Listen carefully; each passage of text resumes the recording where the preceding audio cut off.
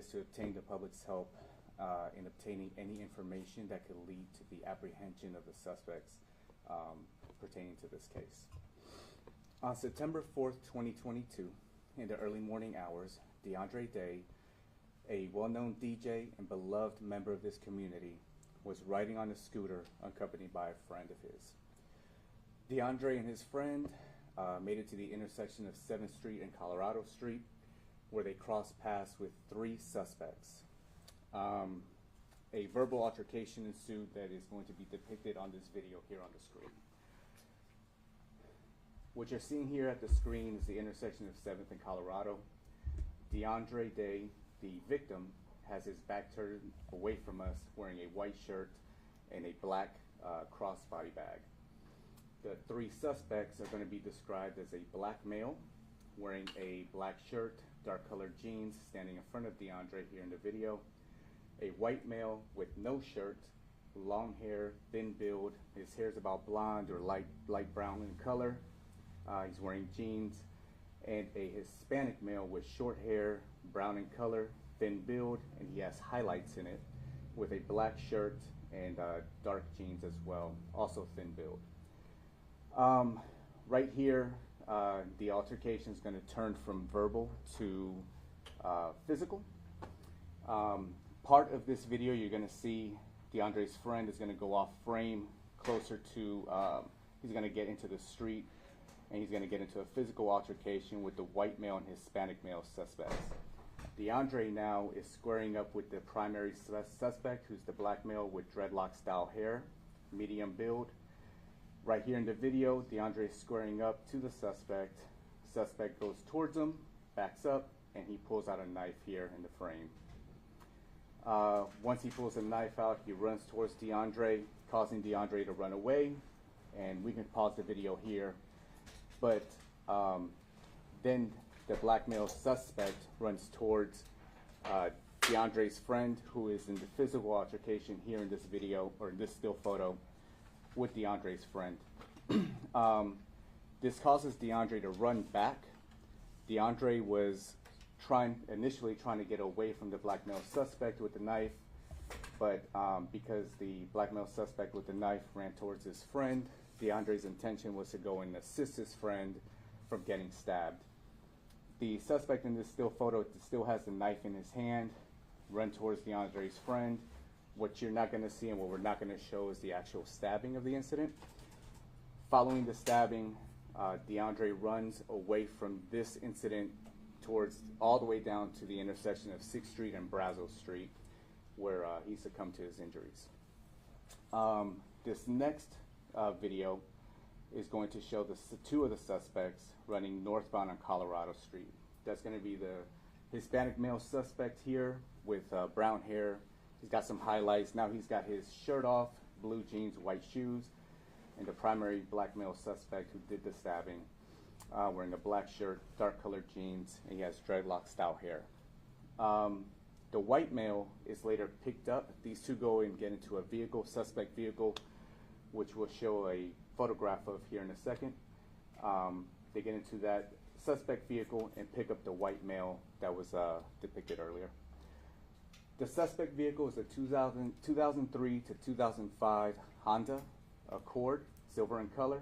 It's got pretty much stock everything. It's got no sunroof, no tint, 6-spoke rims or hubcaps, no front license plate, and we can't make out what the license plate is on the back, but we are certain that it's a 2003 to 2005 Honda Accord. Okay, so those are all the photographs that we have. Like I said, the purpose of this press conference is for me to gain the assistance of the public in providing closure to the family. We've worked long and hard on this case, put in several man-hours. You know, and my purpose as a detective is to bring the family closure. You know, right now, if you have any information pertaining to this case, please call the homicide tip line at 512-974-TIPS. There's also a reward up to $1,000 on the Crime Stoppers. for any information that leads to the apprehension of these suspects. You know, if you were out on that night, this happened in the early morning hours of a Sunday on September 4th. Saturday was the night before. So from September 3rd to September 4th, if you were out that night, specifically in the Market District, which is 4th and Colorado, we were able to find surveillance footage of the suspects walking from that area to the location of the scene of the crime. Please go back, go through your photos, go through your videos, and just make sure you didn't, while taking videos and photographs of yourselves and your friends, that you didn't by chance get some footage of these suspects. Any help that could lead to the apprehension of these suspects would be very, very, very appreciated by the Austin Police Department and the family of DeAndre Day. With that said, I'm going to pass this on to DeAndre Day's uncle, Rodney Anderson, who has some words.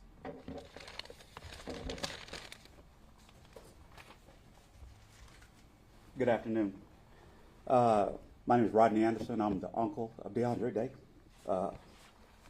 First, I want to thank Detective Rodriguez and the Austin Police Department on their efforts on trying to get closure for our family and justice for DeAndre.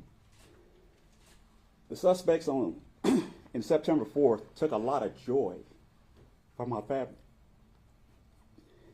And it's been a trying time for everybody concerned with our family or involved in our family to get some to help close this and help our family out with the closure. Sorry about that. What was taken from us was joy. The smile, you can see it on his face. If you walked up and saw DeAndre and talked to him, I guarantee you in 2 minutes you'll be laughing. That's the kind of kid he was. He's not overly powerful about his tone. He's mild-mannered.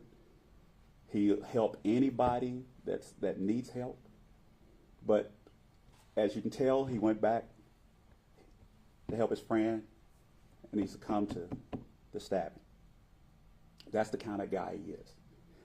So I want to go ahead and advance and thank the media for shedding some light on this. Thanking again APD, Austin Police Department, for their efforts. And I want to go ahead and in advance thank the public for any information that you can give to us to help get some closure and get these guys behind bars where they need to be. Thank you.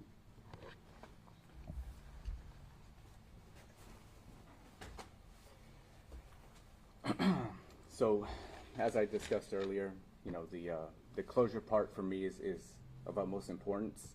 So any information that the public can provide that could assist in the apprehension of these suspects, you know, this senseless crime could happen to anybody downtown.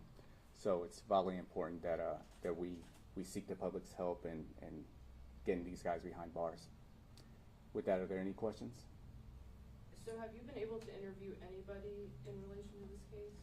We have, but we're just not other gonna. Witnesses, or? We're just, you know, as far as that, since the investigation is still ongoing, just some things I just can't discuss right now. Do y'all still believe that DeAndre didn't know the attackers? I do, yeah. I believe he didn't know. I think this was just, you know, something that just happened that night, and he didn't know them personally. Are people on 6th Street safe? They are. But this Yeah. seemingly happened between strangers at night. It did, and the reason I say that, you know, safe, you know, one of the things that I'm kind of, you know, running into now is that I think, I'm hoping that this is, you know, with the investigation being so far back in September, that maybe these individuals are maybe from out of town. So, you know, that's why we're getting the media's help with this. Are they looking for 3 suspects? Yes, sir. Any idea what they discussed that got this going? No idea. And because his friend was there, you talked to his friends, and they didn't talk about what was going on in there. No, friend was off with having a verbal altercation with the other guys, but also said that that they were just unknown to them.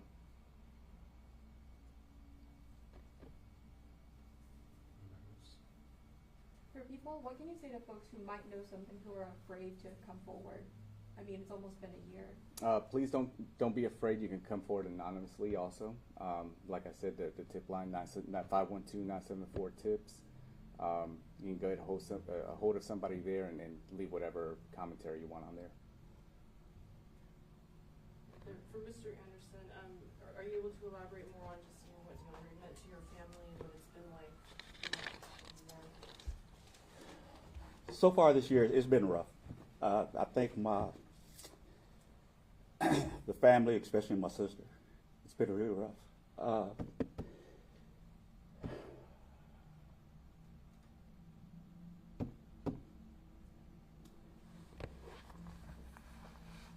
As far as what he meant to our family, he's the world to our family. I mean, it's nobody that he never, that he ever really didn't get along with. He was just, again, he was just that type of kid that even in something rough that's going on, he'll start talking to you and you'll be laughing. That's just who he was. Everybody knew him, especially downtown with the DJ and things like that. So. Do you have any favorite memories you want to share? Well, the last memory, I guess. The weekend before that, he was at the house, and we were just sitting around. He's always got a scheme, some kind of business scheme. He's always sitting around, and we sit around and talk about it and kind of knock it around and see if it's viable. And we were just at the house hanging out. We were just sitting there talking. Anything else? All right. Thank you all for coming out. Appreciate it. How old did you say? He was 28. 28. Yeah. And then uncle, right? Because the release said brother. Uncle. Yeah. Okay, uncle. Yeah.